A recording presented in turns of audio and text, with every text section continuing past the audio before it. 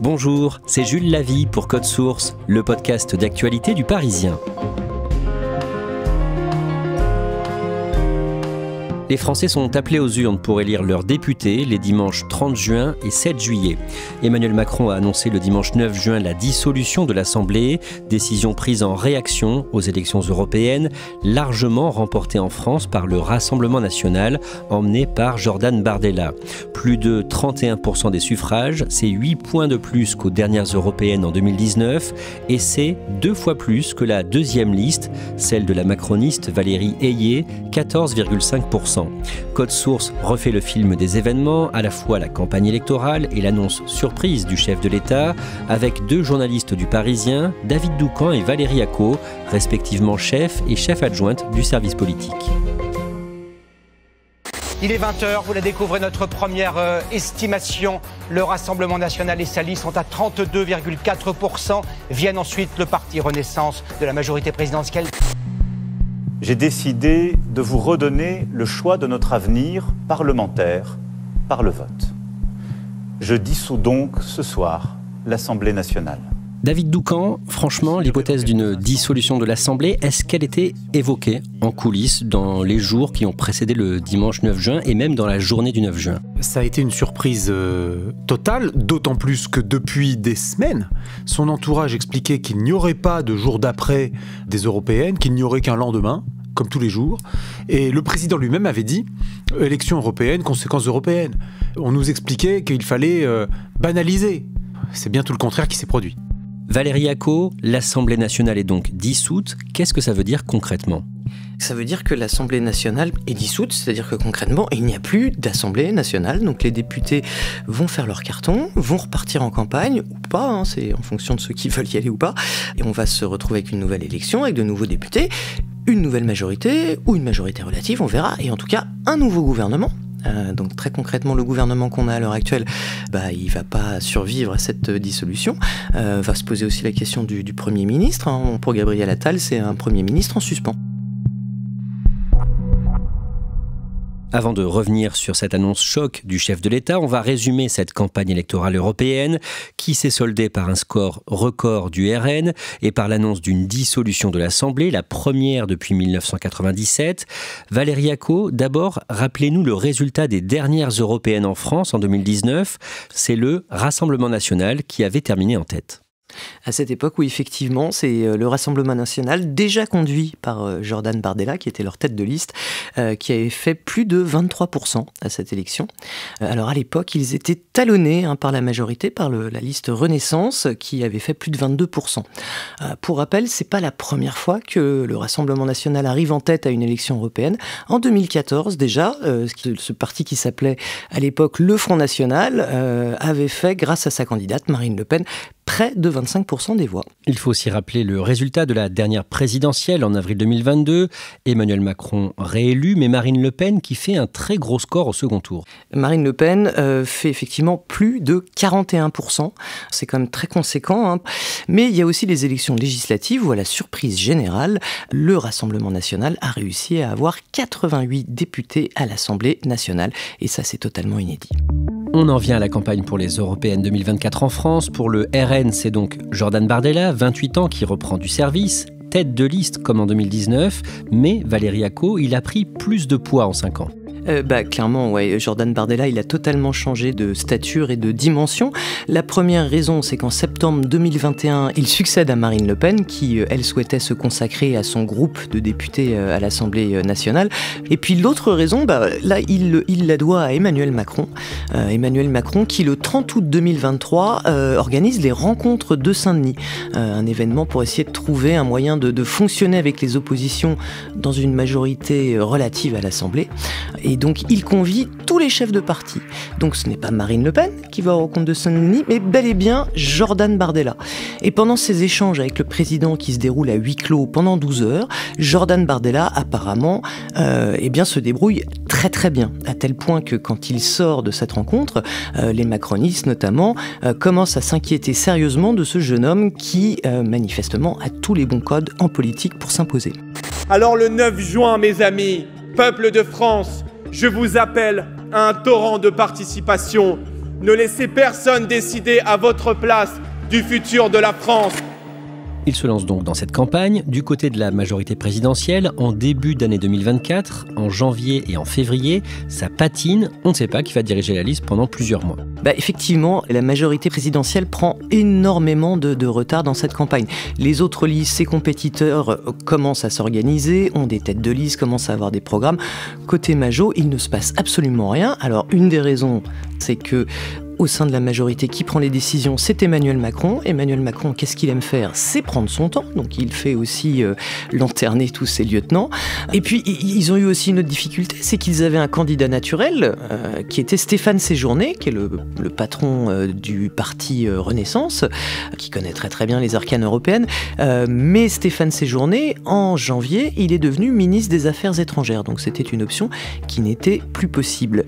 Autre difficulté aussi pour la majorité, et puis plus spécifiquement pour l'exécutif, à ce moment-là, la colère des agriculteurs prend de l'ampleur, à tel point qu'il y a des blocages de tracteurs partout. Et donc, la priorité numéro 1 d'Emmanuel Macron, de Gabriel Attal, de toute la majorité, c'est de sortir de cette crise. Donc on pense plus du tout aux européennes, c'est plus le sujet du moment, il faut éteindre l'incendie. Mes amis, j'ai besoin de vous, sans relâche, chaque jour durant les 100 prochains, pour faire entendre aux Français combien nous avons besoin d'Europe. Finalement, le 29 février, Valérie Ayé est officiellement désignée tête de liste pour le parti d'Emmanuel Macron, Renaissance. Elle est députée européenne, elle est présidente du groupe Renaissance au Parlement européen. Elle a 38 ans. David Doucan, elle part de très loin en termes de notoriété. Je vais vous raconter une confidence que nous a faite l'un des stratèges macronistes qui à ce moment-là était au cœur des discussions sur le choix de la tête de liste. Il nous a dit qu'il nous fallait quelqu'un pour donner le change. C'est-à-dire que dès le début, au fond, dans les hautes sphères de la majorité, y compris élyséenne, on a acté le fait que cette campagne, elle tournerait autour d'Emmanuel Macron et de son gouvernement et de son Premier ministre Gabriel Attal. Et beaucoup de tentatives ont été faites pour avoir une tête de liste poids lourd, entre guillemets, mais beaucoup ont refusé. On sait par exemple que Jean-Yves Le Drian, l'ancien ministre des Affaires étrangères d'Emmanuel Macron, a décliné. Et à partir de là, quand le président et son entourage ont constaté qu'il y avait pas mal de refus, à ce moment-là, ils ont opté pour un autre profil, qui était plus celui de la légitimité technique, mais aussi politique, puisque Valérie Ayé occupait une place de premier choix pour la majorité présidentielle à Bruxelles et Strasbourg, avec en tête que elle aurait beaucoup de mal à s'imposer dans le débat public et médiatique français. Mais au fond, à ce moment-là, Emmanuel Macron et son entourage s'en accommodent. En avril et en mai, la France insoumise, dont la liste est conduite par Manon Aubry, fait campagne en grande partie sur la guerre à Gaza, la guerre menée par Israël contre le Hamas, et qui fait des milliers de morts parmi les civils gazaouis. C'est une volonté stratégique de Jean-Luc Mélenchon. C'est Jean-Luc Mélenchon qui propose que l'on place sur la liste LFI en 7e position Rima Hassan, qui est une militante de la cause palestinienne, militante très radicale. Au fond, on a davantage entendu parler pendant cette campagne de Rima Hassan que de Manon Aubry, la tête de liste. Pourquoi ? Parce que Jean-Luc Mélenchon, depuis le 7 octobre, fait le pari de s'adresser, croit-il, à un électorat en France qui serait sensible, non pas simplement à la défense de la cause palestinienne, mais à l'expression d'un rejet d'Israël et de la politique d'Israël.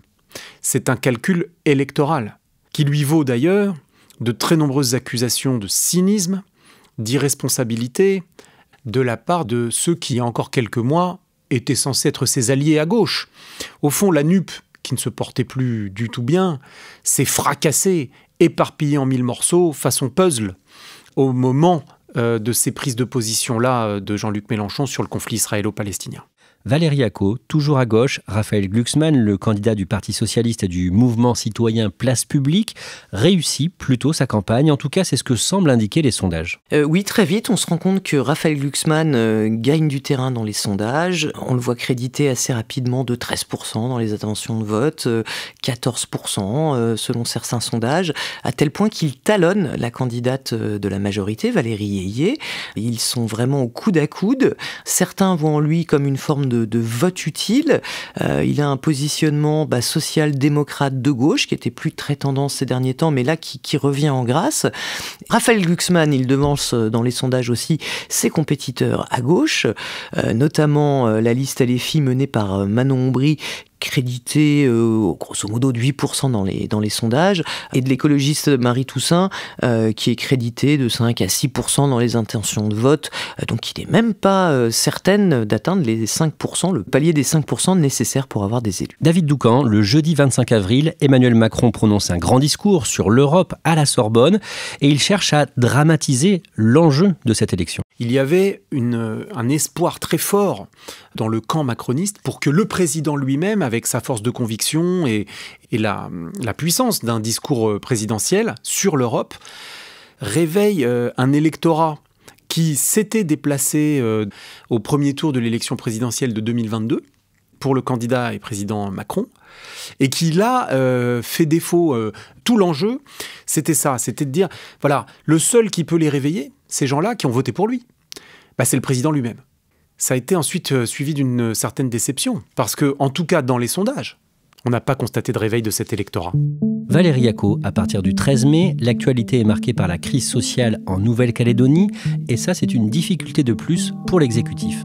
Bah oui, parce que effectivement, l'exécutif qui avait dans l'idée de consacrer ces dernières semaines à l'élection et à la campagne européenne se retrouve face à une crise, et là une crise quand même d'ampleur, la Nouvelle-Calédonie qui se retrouve avec des barrages, avec des morts, donc l'exécutif se consacre vraiment à ce sujet brûlant, à tel point que le président de la République est obligé de s'envoler pour la Nouvelle-Calédonie, où il arrive le 23 mai pour essayer d'éteindre l'incendie, et il fait une visite de 17 heures là-bas, alors qu'évidemment ce n'était pas du tout dans les plans de la majorité et de l'exécutif pour cette semaine. Le même jour, le jeudi 23 mai, France 2 organise un débat, un face-à-face entre le candidat du RN, Jordan Bardella, et le chef du gouvernement, Gabriel Attal, débat qui fait débat. Les autres candidats dénoncent en résumé leur mise à l'écart, et ils soulignent aussi qu'Emmanuel Macron semble estimer que Gabriel Attal est plus solide que la candidate Valérie Yayé. David Doucan, au bout du compte, est-ce qu'il y a un vainqueur dans ce débat ? À la toute fin du débat, on se dit Gabriel Attal l'a emporté, mais au point. C'est pas la victoire par chaos. Il y a eu plusieurs moments où le Premier ministre a mis en difficulté Jordan Bardella et a pointé des contradictions, au fond, dans le programme proposé par le Rassemblement national sur les questions européennes. Moi, je me mets à la place des Français qui nous regardent. Ils entendent aujourd'hui, à longueur de journée, le Rassemblement national a changé d'avis sur ces sujets. C'est vrai qu'il y a 5 ans, ils voulaient sortir de l'euro et de l'Union européenne. Maintenant, ils disent que non. Mais il n'y a pas de chaos, parce que Jordan Bardella a continué ensuite dans les sondages à caracoler en tête, et Valérie Yayé soit a baissé, soit a stagné selon les différentes enquêtes. Le 3 juin, Le Parisien publie un article sur la campagne de la majorité présidentielle avec ce titre citant Emmanuel Macron « Je suis obligé de tout faire ». À quel moment il dit ça et pourquoi il dit ça ? Il le dit parce qu'il constate bien que les choses ne prennent pas. Mais pourquoi les choses ne prennent pas ? Parce que d'abord, il y a eu cette nécessité de choisir une tête de liste par défaut, il faut bien le dire, c'est ce qui s'est passé, premièrement. Et deuxièmement, il y a une adversité structurelle.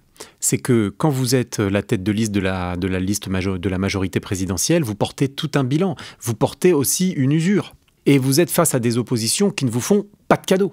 Et donc, le président constate que les choses ne vont pas dans le sens qu'il souhaiterait.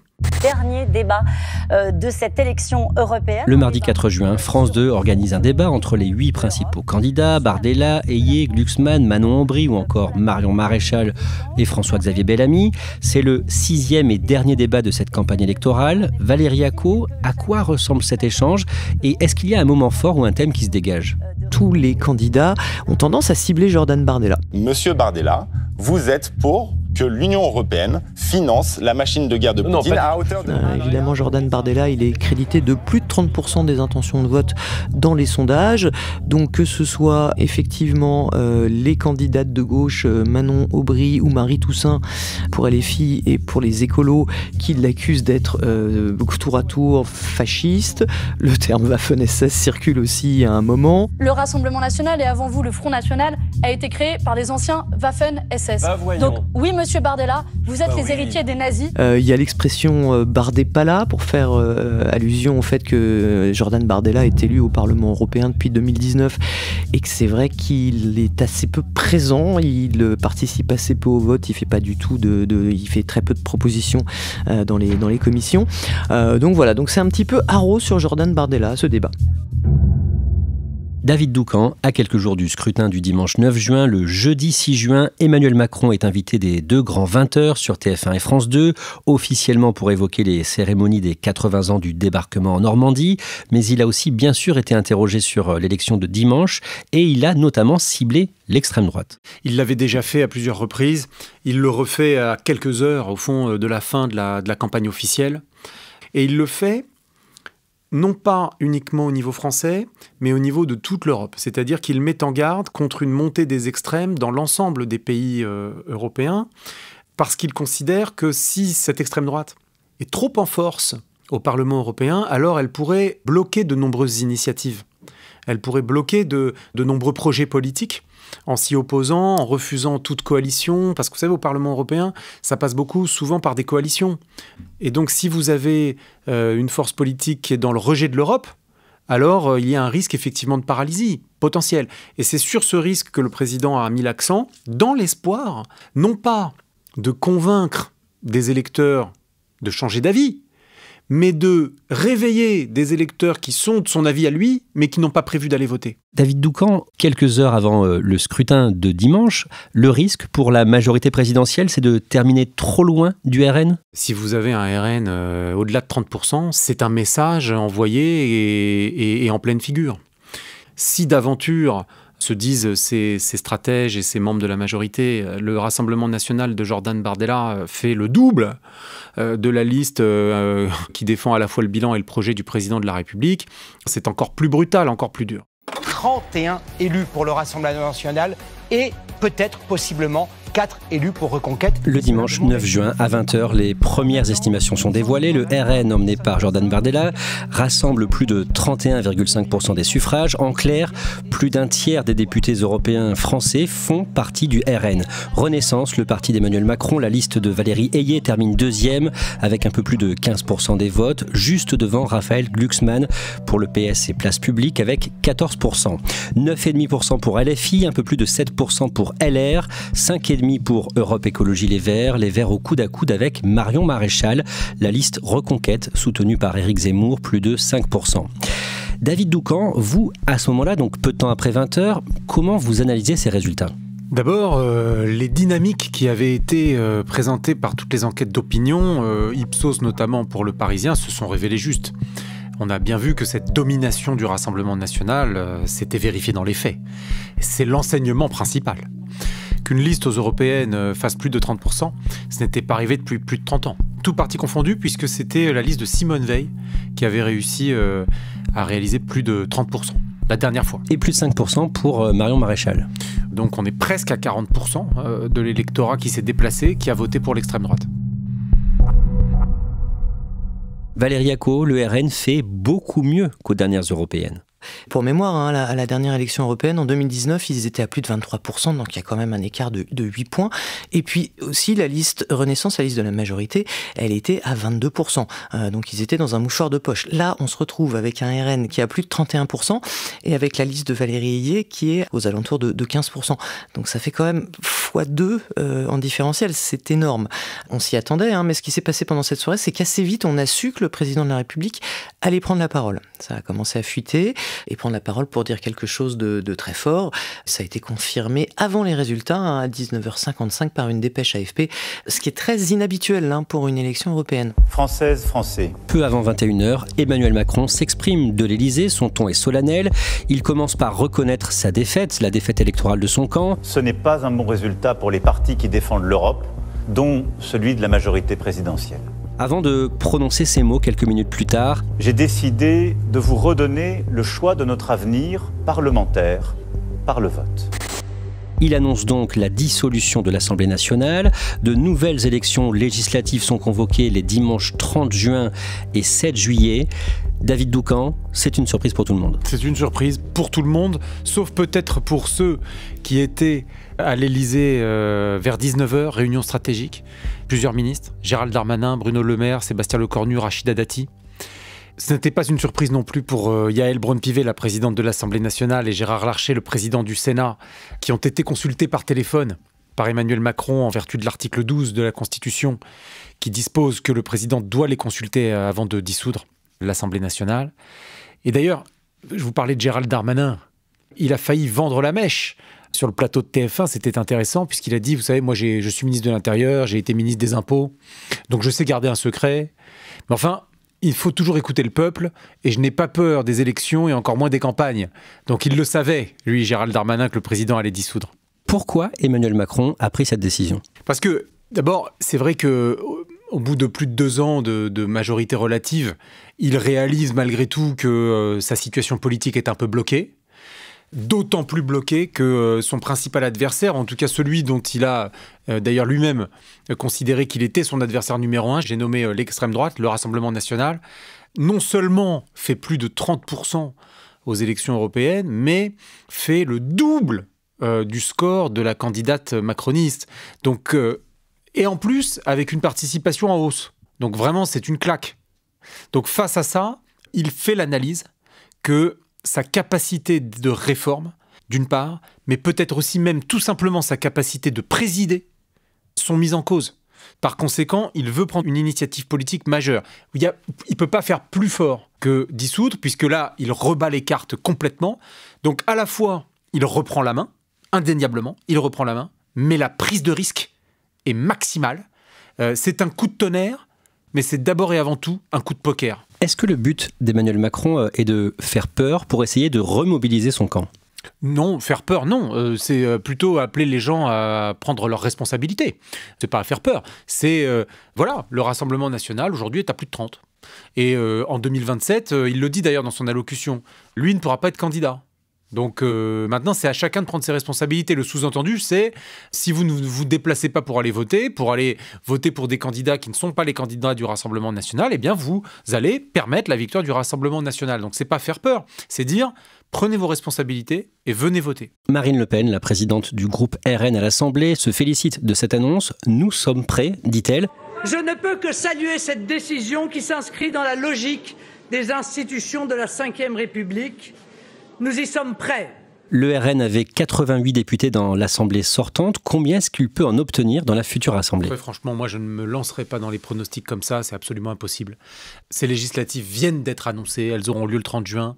Il faut d'abord que des enquêtes d'opinion puissent être faites, des projections par les grands instituts de sondage pour pouvoir répondre à cette question. Valérie Acco, est-ce que la gauche peut s'organiser pour peser dans ces législatives ? Ça va être l'objectif de la gauche. Mais il se retrouve dans une situation qui va pas être simple du tout. Alors on regarde effectivement les résultats des élections européennes qui changent un petit peu la donne. Depuis les législatives de 2022, le parti qui était en position de force, c'était LFI. C'était eux qui étaient vraiment sortis en position de force de la présidentielle de 2022 grâce au score de Jean-Luc Mélenchon. Les législatives, ça s'était fait vraiment avec la NUPES et sous leur coupe. Et là, on se retrouve avec une dynamique un petit peu différente, mais pas simple non plus à analyser, parce que Raphaël Glucksmann fait un très bon score. Il talonne Valérie Huyet, il est à 14%. Mais la France insoumise ne s'écroule pas pour autant. Manon Aubry, elle est à plus de 10%, donc c'est pas un score ridicule du tout. Donc en fait, ça va être un petit peu comment trouver un équilibre entre ces différentes forces à gauche. Alors on voit effectivement de plus en plus de ténors de la gauche qui appellent évidemment à l'union, mais la vraie question, c'est qu'on est quand même face à des gauches irréconciliables. C'est-à-dire qu'entre le PS de Raphaël Glucksmann et le LFI de Jean-Luc Mélenchon, on voit difficilement comment est-ce qu'ils vont pouvoir trouver un chemin. Donc on va rentrer effectivement dans une phase de recomposition qui était attendue à l'issue de cette élection européenne. La seule différence, c'est que là, on se retrouve avec une élection législative qui va avoir lieu dans moins d'un mois, avec un RN qui est aux portes du pouvoir, donc ça donne quand même un scénario qui n'est pas du tout le même, ça donne un peu une dramaturgie à tout ça pour la gauche. Il va falloir qu'ils trouvent un moyen s'ils veulent peser dans cette élection. David Doucan, pendant la soirée électorale, Renaissance a proposé une stratégie pour essayer de gêner le Rassemblement national. Le parti Renaissance, dont le chef est Stéphane Séjourné, qui est aussi ministre des Affaires étrangères, a dit « Nous ne mettrons pas de candidats en face de tous les députés sortants du champ républicain ». Donc il y a 31 députés socialistes aujourd'hui. Les 31 députés socialistes, donc, si j'en crois à Stéphane Séjourné, n'auront pas face à eux de candidats macronistes. Donc le message, c'est... Voilà, c'est pas la peine de vous allier aux Insoumis. Là, clairement, c'est une volonté de la majorité présidentielle d'essayer de faire baisser le RN à l'Assemblée. Ça veut dire que dans l'esprit des macronistes, il y a l'idée que c'est pas la peine de faire des appels aux grandes coalitions. Il n'y a pas d'amour, il n'y a que des preuves d'amour. Donc je ne mets pas de candidat face à vous, c'est une preuve d'amour. Dans l'espoir qu'à la fin, il y ait une coalition qui se forme afin d'empêcher le Rassemblement national d'être majoritaire. Il y a un risque aujourd'hui que le RN soit majoritaire à l'Assemblée. Est-ce que c'est possible au regard des circonscriptions, de la carte électorale française ? Il y a beaucoup d'électeurs en France qui considèrent que ce ne serait pas un risque, mais une chance. Donc personnellement, je ne prends pas parti dans la description de cette éventualité. Mais en tous les cas, c'est une possibilité, oui. La dernière dissolution remonte au mois d'avril 1997. Jacques Chirac, président issu du RPR, l'ancêtre de LR, a dissous l'Assemblée en voulant donner un nouvel élan à son camp. Mes chers compatriotes, après consultation du Premier ministre, du président du Sénat, du président de l'Assemblée nationale, j'ai décidé de dissoudre l'Assemblée nationale. Les législatives qui ont suivi ont été remportées par la gauche. Ça a entraîné la cohabitation avec le socialiste Lionel Jospin comme chef du gouvernement.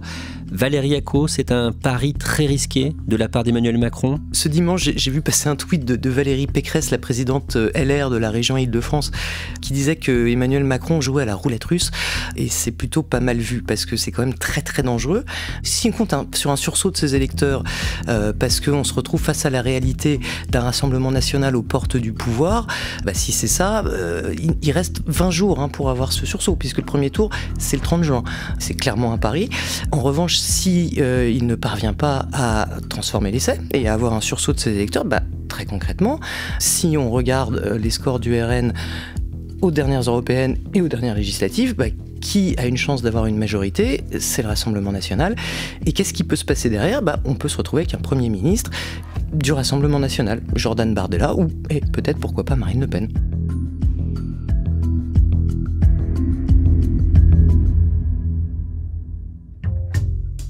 Merci à David Doucan et Valérie Acco. Code Source, c'est le podcast quotidien d'actualité du Parisien. Cet épisode a été produit par Thibault Lambert et Clara Garnier-Amouroux, réalisé par Julien Moncouquiol.